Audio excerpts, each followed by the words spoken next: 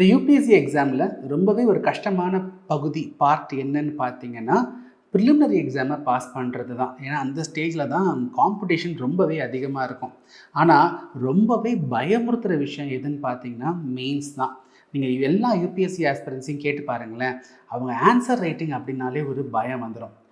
ஸ்கூலில் கூட நம்ம பார்த்தீங்கன்னா டிஸ்கிரிப்டிவ் ஆன்சர்ஸ் நம்ம எழுதியிருக்கோம், காலேஜ்லேயும் பார்த்தீங்கன்னா டிஸ்கிரிப்டிவ் ஆன்சர்ஸ் நம்ம எழுதியிருக்கோம்.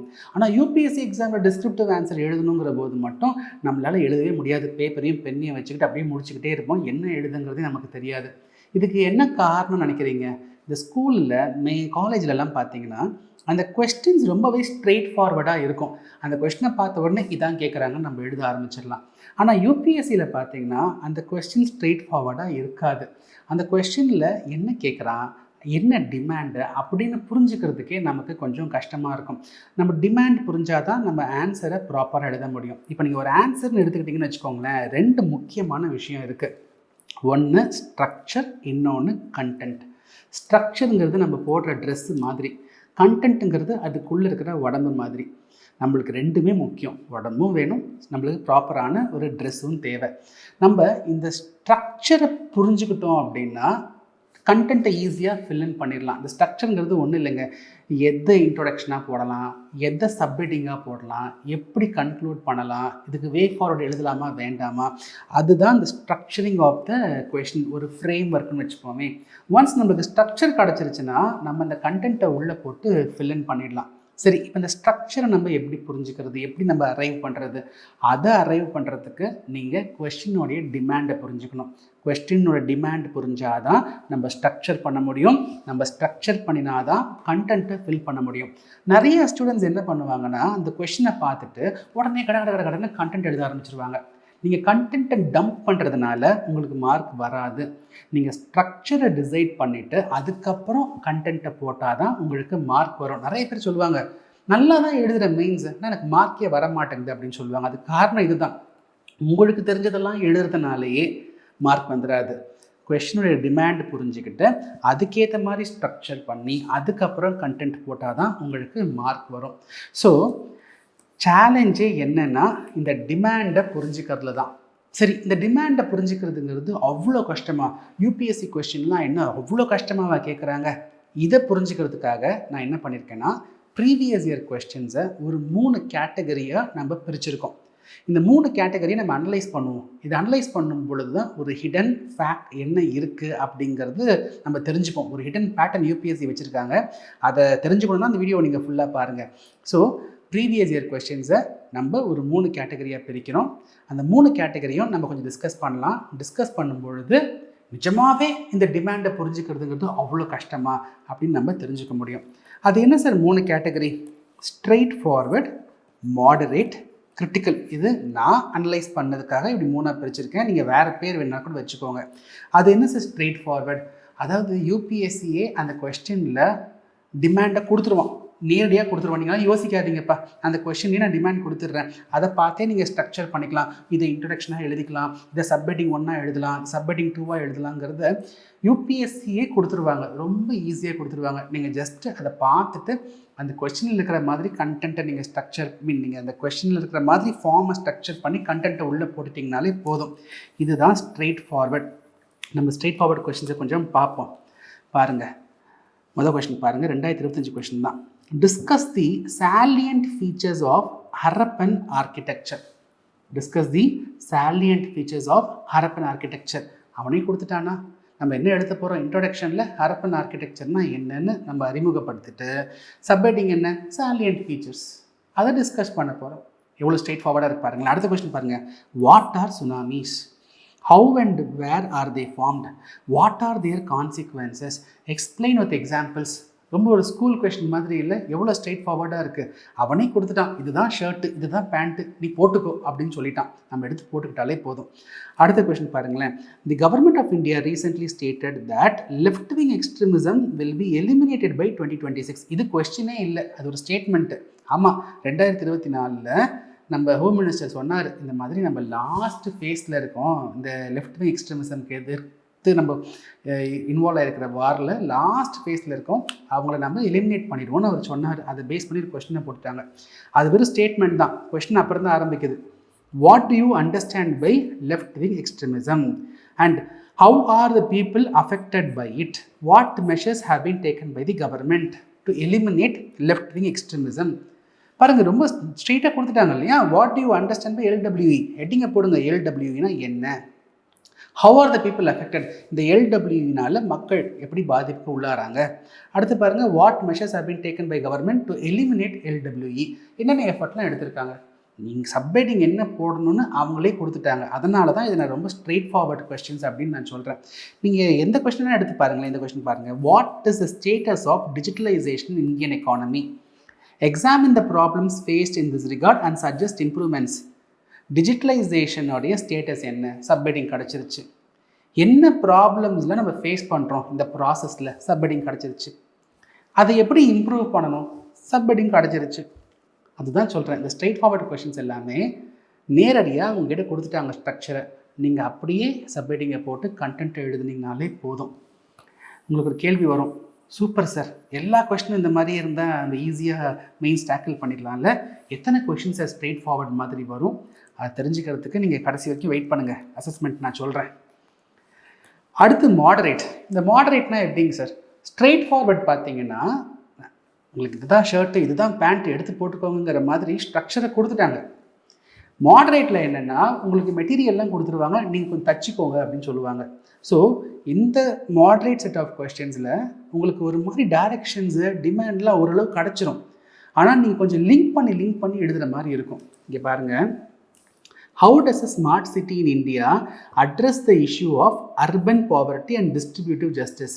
இப்போ ஒரு 3 மெட்டீரியல் கிடச்சிருக்கு நம்மக்கிட்ட. ஸ்மார்ட் சிட்டிங்கிறது ஒரு மெட்டீரியல், இஷ்யூஸ் ஆஃப் அர்பன் பாவர்ட்டிங்கிறது ஒரு மெட்டீரியல், டிஸ்ட்ரிபியூட்டிவ் ஜஸ்டிஸ்ங்கிறது ஒரு மெட்டீரியல். இது தனித்தனியாக இருக்குங்களா, இதை லிங்க் பண்ணணும் பாருங்கள். எப்படி ஸ்மார்ட் சிட்டி வந்துட்டு அர்பன் பாவர்ட்டி அண்ட் டிஸ்ட்ரிபியூட்டிவ் ஜஸ்டிஸை அட்ரஸ் பண்ணுது, இந்த லிங்கிங் தான் இதை கொஞ்சம் சேலஞ்சிங்காக ஆக்குது. என்ன எழுதணும், கண்டென்ட்லாம் இங்கே இருக்குது. ஸ்மார்ட் சிட்டி பற்றி நம்ம எழுத போகிறோம், இஷ்யூஸ் ஆஃப் அர்பன் பாவர்ட்டி எழுத போகிறோம், டிஸ்ட்ரிபியூட்டிவ்ஸ் எழுத போகிறோம். எப்படி எழுத போகிறோம், அதெல்லாம் என்னங்கிற எக்ஸ்ப்ளனேஷன் கேட்கல. இங்கே தான் லிங்கிங் வருது. எப்படி ஸ்மார்ட் சிட்டி இந்த இஷ்யூவை அட்ரஸ் பண்ண போகுது அப்படின்னு லிங்க் பண்ணி எழுதுறதுனால தான் இது நான் மாடரேட் கேட்டகரியில் கொண்டு வரேன். மற்ற கொஸ்டினும் பாருங்களேன். இப்போது women's social capital compliments in advancing empowerment and gender equity explain. Women's social capital அப்படிங்கிறது ஒரு டைமென்ஷன், அட்வான்சிங் எம்பவர்மெண்ட்டுங்கிறது ஒரு டைமென்ஷன், ஜெண்டர் ஈக்விட்டிங்கிறது ஒரு டைமென்ஷன். ஸோ இது 3மே தனித்தனியாக இருக்குது. நம்ம எப்படி விமென்ஸ் சோஷியல் கேபிட்டல் வந்துட்டு எம்பவர்மெண்ட்டையும் ஈக்விட்டியையும் என்ஷூர் பண்ணுதுன்னு லிங்க் பண்ணி எழுதுறீங்க. அந்த லிங்கேஜ் நம்ம பண்ணணும். ஸ்ட்ரெயிட் ஃபார்வர்டில் எந்த லிங்கேஜும் இல்லை, அவனே கொடுத்துட்டான் சப்மிட்டிங்க, நீ எழுதுனா போதும்னு சொல்லிட்டான். இங்கே கொஞ்சம் லிங்க் பண்ணுங்கன்னு சொல்கிறாங்க. நீங்கள் வேறு கொஸ்டின் எடுத்துக்கோங்களேன்.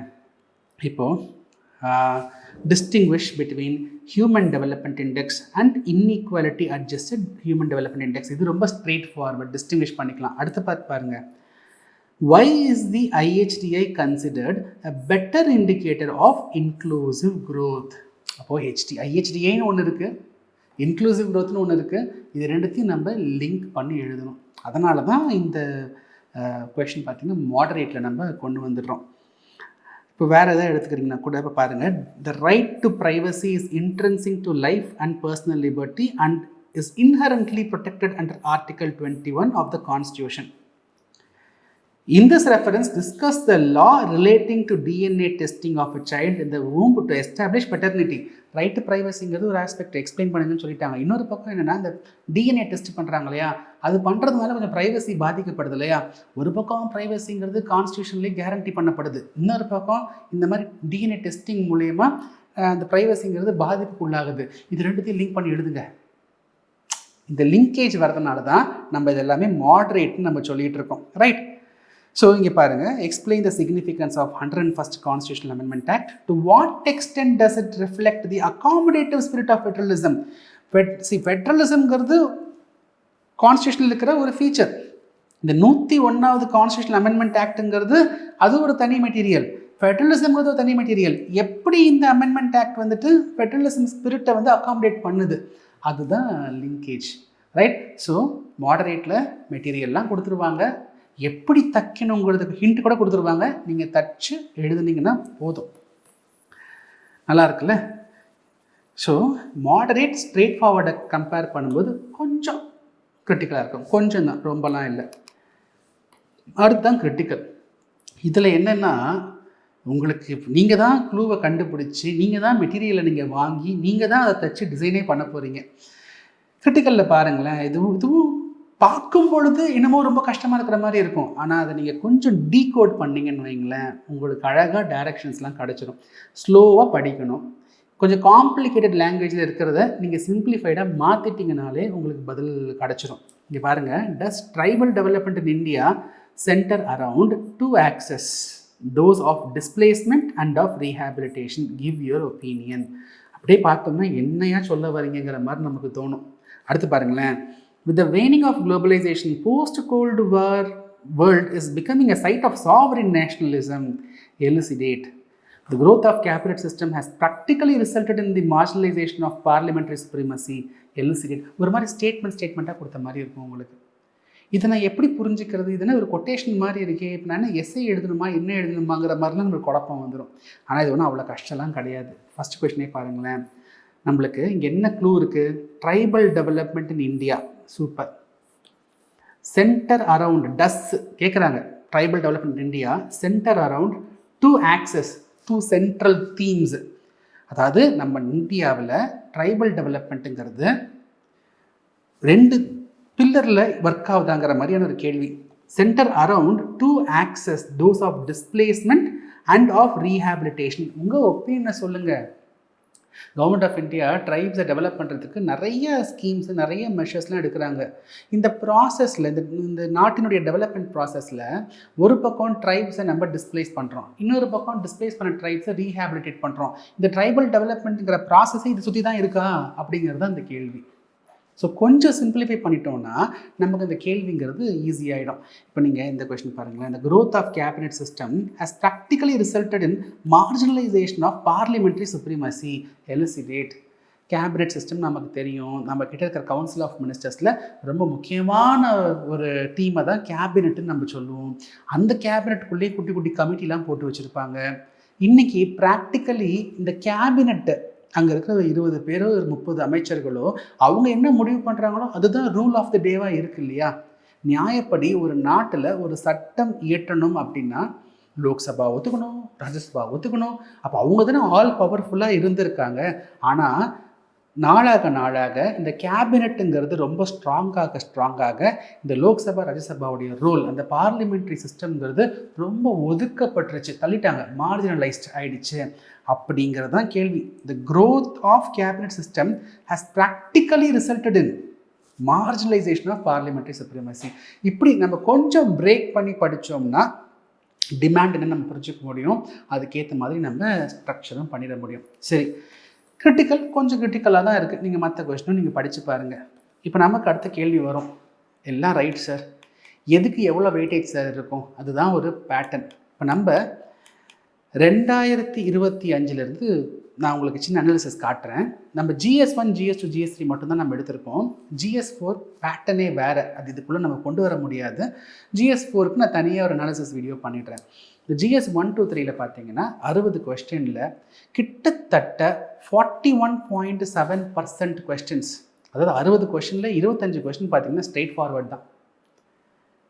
நீங்கள் மாடரேட் பார்த்தீங்கன்னு வச்சுக்கோங்களேன், 60 கொஸ்டினில் 23 கொஸ்டின் மாடரேட். அப்போ 60ல் உங்களுக்கு 48 கொஸ்டின், 60ல் 48 கொஸ்டின் உங்களுக்கு ஸ்ட்ரெயிட் ஃபார்வர்ட் அண்ட் மாடரேட்லேருந்து தான் வருது. 2025 மட்டும்தான் கிரிட்டிக்கல் வந்துட்டு ஒரு 20% வெயிட்டேஜ், மீதி 80% பார்த்தீங்கன்னா உங்களுக்கு இந்த பக்கம் தான் போயிருந்தது. ஸோ கிரிட்டிக்கல் பயங்கரமாக கேட்டுருவாங்க அப்படிலாம் ஒன்றும் கிடையாது. 12 கொஸ்டின் தான் கேட்குறாங்க அப்படின்னா GS1, GS2, GS3 எல்லாத்துலேயும் ஒரு 4 கொஸ்டின் வருதுன்னு வச்சுக்கோங்களேன். ரைட், மீதி எல்லாம் 20 கொஸ்டினில் ஒரு 4 கொஸ்டின் கிரிட்டிக்கலாக வரலாம். நீங்கள் 24 பாருங்கள், ஸ்ட்ரெயிட் ஃபார்வர்ட் 43.3%, மாடரேட் 38.3%, கிட்டத்தட்ட 49 கொஷின் பார்த்தீங்கன்னா 60 கொஷினில் உங்களுக்கு மாடரேட் அண்ட் ஸ்ட்ரெயிட் ஃபார்வர்ட் தான். 2023 பாருங்கள், உங்களுக்கு ஸ்ட்ரெயிட் ஃபார்வர்டு ஒரு 28 கொஸ்டின், மாடரேட் 21 கொஸ்டின், 49 கொஸ்டின் உங்களுக்கு அகெயின் ஸ்ட்ரெயிட் ஃபார்வர்ட் தான். 2022 பாருங்கள், உங்களுக்கு ஸ்ட்ரெயிட் ஃபார்வர்டு 24, மாடரேட் 26, கிட்டத்தட்ட 50 கொஸ்டின், 60ல் 50 கொஸ்டின் உங்களுக்கு ஸ்ட்ரெயிட் ஃபார்வர்ட் அண்ட் மாடரேட் தான். கிரிட்டிக்கலுங்கிறது ரொம்பவே கம்மியாக தான் கேட்கப்படுது. அப்போ கிரிட்டிக்கல் வெயிட்டேஜ் ரொம்ப கம்மியாக இருக்கும்போது ஏன் யூபிஎஸ்சி ஆஸ்பிரன்ஸ் பயப்படுறாங்க? மெயின்ஸ்னாலே அந்த கொஸ்டினை புரிஞ்சுக்க கஷ்டமாக இருக்குன்னு ஏன் பயப்படுறாங்க? என்ன ப்ராப்ளம் நான் பார்க்குறேன்னா, தெரிஞ்சோ தெரியாமலோ நிறைய இனிஷியேட்டிவ்ஸ் யூபிஎஸ்சி ஆஸ்பிரன்ஸை ட்ரெயின் பண்ணும் பொழுது நிறைய கிரிட்டிக்கலான கொஷின்ஸாக கொடுத்து ட்ரெயின் பண்ணுறாங்க. அப்போ அந்த கிரிட்டிக்கலான கொஷின்ஸை பார்த்த உடனே ஒரு ஃப்ரெஷர், ஒரு பிகினர், ஒரு ஃபஸ்ட் டைம் ஃபவுண்டேஷன் கோர்ஸ் பண்ண யூபிஎஸ்சி ஆஸ்பிரண்ட் அந்த கொஷினை பார்த்த உடனே ஐயோ என்ன கேட்குறாங்கன்னே தெரியல, இப்படி தான் எல்லா கொஷினும் கேட்பாங்களா அப்படின்னு ஒரு பயம் வந்துடுது. அவங்க கான்ஃபிடென்ஸே டிஸ்டர்ப் ஆகிடுது. யூபிஎஸ்சி ப்ரிப்பரேஷனில் ரொம்பவே முக்கியமானதுங்கிறது அந்த ஆஸ்பிரன்ஸினுடைய கான்ஃபிடென்ஸ். ஸோ ஒரு யூபிஎஸ்சி ஆஸ்பிரண்ட் ஃப்ரெஷரோ பிகினரோ ஒரு ஃபவுண்டேஷன் கோர்ஸ் முடித்தவங்களோ யாராக வேணால் இருக்கட்டுமே, நீங்கள் இந்த மெயின்ஸ் ஆன்சர் ரைட்டிங் ஸ்டார்ட் பண்ணும் பொழுது அந்த ஸ்ட்ரெயிட் ஃபார்வர்ட் கொஷின்ஸ் மாதிரியான கொஷின்ஸ்லேருந்து தான் நீங்கள் ஆரம்பிக்கணும். அதுக்கப்புறம் மாடரேட்டுக்கு போங்க, அதுக்கப்புறமா கிரிட்டிக்கலுக்கு போங்க. இந்த 100 days ஆன்சர் ரைட்டிங் இனிஷியேட்டிவுடைய அப்ஜெக்டிவ் விஷன் என்னன்னு நீங்கள் பார்த்தீங்கன்னா, யூபிஎஸ்சி ஆஸ்பிரன்ஸுக்கு இந்த எல்லா டைப், அதாவது உங்களுக்கு ஸ்ட்ரெயிட் ஃபார்வர்ட், மாடரேட், கிரிட்டிக்கல் எல்லாத்துலேயுமே ஒரு நல்ல எக்ஸ்போஷரை கொடுத்துடணும். இந்த 100 நாள் கழித்து உங்களுக்கு யூபிஎஸ்சி மெயின்ஸ் அந்த ஆன்சர் ரைட்டிங் அந்த கொஸ்டின்ஸ் அதை பார்த்தா உங்களுக்கு பயம் வரக்கூடாது, உங்களுக்கு கான்ஃபிடென்ஸ் தான் வரணும். ஒன்ஸ் கான்ஃபிடென்ஸ் வந்துருச்சுனாலே நம்ம இந்த எக்ஸாமை கண்டிப்பாக பாஸ் பண்ணிட முடியும். இங்கே எக்ஸாமில் ஃபெயில் ஆகிறவங்க பயத்தினால தான் ப்ரிடாமினென்ட்லி ஃபெயில் ஆகிறாங்க. இப்போ கூட மெயின்ஸ் எழுத போகிற பசங்களுக்கு அவ்வளோ பயம் இருக்குது. நம்ம இந்த பயத்தை கட் பண்ணிட்டோம்னு வச்சுக்கோங்களேன், நீங்கள் கண்டிப்பாக இந்த எக்ஸாமில் ஒரு நல்ல பெர்ஃபார்மன்ஸை கொடுத்துட முடியும். ஸோ அதுக்கு எப்படிலாம் ஹெல்ப் பண்ண முடியுமோ இந்த இனிஷியேட்டிவ் மூலயமா நான் உங்களுக்கு ஹெல்ப் பண்ணுறேன். இப்போ ஒரு அசைன்மெண்ட் உங்களுக்கு, நீங்கள் என்ன பண்ணுங்கள், இந்த வீடியோ பார்த்த பிறகு நீங்கள் 25, 24, 23 கொஞ்சம் பின்னாடி வழியாக போய் ப்ரீவியஸ் இயர் மெயின்ஸ் கொஷின்ஸ் எடுத்து பொறுமையாக படித்து பாருங்களேன். நீங்களே மார்க் பண்ணுங்கள், இதெல்லாம் கிரிட்டிக்கல், இதெல்லாம் உங்களுக்கு வந்துட்டு ஸ்ட்ரெயிட் ஃபார்வர்ட், இதெல்லாம் மாடரேட்னு. இந்த மாதிரி பிஒய்க்யூஸை நீங்கள் திருப்பி பார்க்கும் பொழுது, அதுக்கு நீங்கள் எக்ஸ்போஸ் ஆகும் பொழுது உங்களுக்கு பார்த்திங்கன்னா நேச்சுரலாகவே இவ்வளோ தான் கேட்குறாங்களாங்கிற ஒரு கான்ஃபிடென்ஸ் கிடச்சிரும். அந்த கான்ஃபிடென்ஸ் மூலியமாகவே நீங்கள் இந்த எக்ஸாமுக்கு நல்லாவே நீங்கள் ஸ்ட்ராங்காகவே நீங்கள் ப்ரிப்பேர் பண்ணுவீங்க. இந்த வீடியோ உங்களுக்கு கண்டிப்பாக யூஸ்ஃபுல்லாக இருக்கும்னு நம்புகிறேன். இந்த என்டையர் இனிஷியேட்டிவ் கண்டிப்பாக எல்லா யூபிஎஸ்சி ஆஸ்பிரன்ஸுக்குமே இது யூஸ்ஃபுல்லாக இருக்கும். நீங்கள் இந்த இனிஷியேட்டிவை உங்கள் எல்லா யூபிஎஸ்சி ஃப்ரெண்ட்ஸுக்கும் நீங்கள் ஷேர் பண்ணுங்கள்.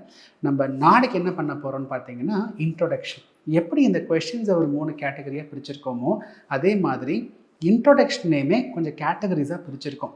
எந்த மாதிரி கொஷினுக்கு எந்த மாதிரி இன்ட்ரொடக்ஷன் எழுதணும், எந்த மாதிரி கொஷின்ஸ்க்கு நம்ம இன்ட்ரொடக்ஷனை எப்படி கண்டுபிடிக்கிறது, இப்படிங்கிறதெல்லாம் நம்ம நாளைக்கு வீடியோவில் நம்ம பார்க்கலாம்.